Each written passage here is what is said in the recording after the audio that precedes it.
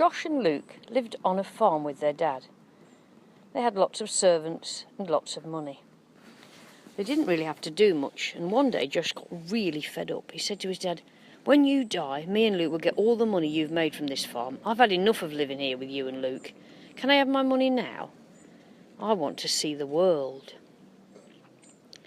His dad was a bit upset because the boys had a good home with plenty of food and lots to do, but he gave the youngest son his share of the inheritance. Luke didn't want his share. He said he'd wait till his dad died. He was a bit upset with Josh for clearing off with his share of the money and leaving him at home with his dad. Josh got to a town far away and started spending his money on parties and clothes and nice places to stay. Before long, he had run out of money and couldn't even buy a bag of crisps. All the friends who had been to his parties didn't care about him anymore. They didn't want to invite him back to their house or share a meal with him. Josh got very down. Eventually, he knew he'd have to get a job, but nobody wanted him. At last, he found a job on a farm. He wasn't paid much, and he got so hungry that one day he even thought about eating the pig swill. He suddenly realised that if he was back home, he would never be this hungry. Even the servants at his dad's had good food and warm clothes. He decided he would go home.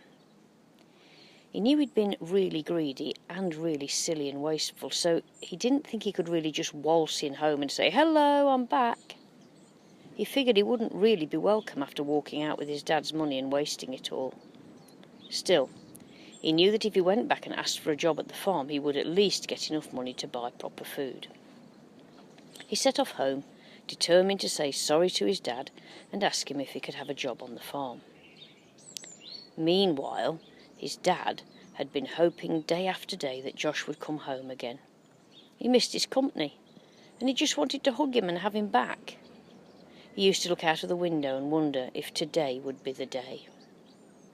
One day, several years after Josh had run off, the father saw somebody that looked a bit like Josh walking into the village, but he was miles away and he couldn't really tell if it was him. He was so hopeful that it would actually be Josh that he began to run down the road towards the bedraggled figure that looked a bit like the smart boy who had left with all his money. Sure enough, as he got closer, he recognised Josh. He threw his arms around him and hugged him. Josh felt embarrassed. He had let his dad down. He had been greedy and selfish, and he knew he didn't deserve to come back to the family and be welcomed. He said, "Dad, I'm really sorry. I've done wrong to you and to God. I know I don't deserve to be your son anymore, but if I can be a servant, I will be happy." Josh's dad wouldn't hear of it. He said, "Of course you're my son. I'm just glad you're back. Let's get you a new coat and some decent shoes and we'll have a nice dinner together with all the family. I've got a nice ring you can wear.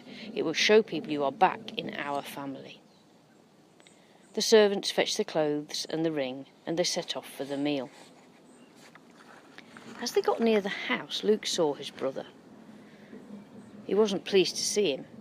He was angry that Josh had gone off and been greedy and selfish. He said, "I'm not going to sit at a dinner table and pretend everything's back to normal.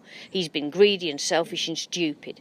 I've been here all the time and never had a party to celebrate being sensible and devoted and content." The father was upset. He said, "Luke, don't be like that. I thought your brother had gone for good. I thought he was never coming home. I've been happy every day that you're here with me. It's made me so proud to know that you didn't want to go off too. But you can't blame me for being glad to see your brother after all this time. He could have been dead." Luke wouldn't go into the party. He couldn't get over the idea that his brother could be forgiven after he'd been so bad and selfish. Jesus told a story just like this. He wanted the religious people to realise that God loves people who have behaved badly as well as people who have behaved well.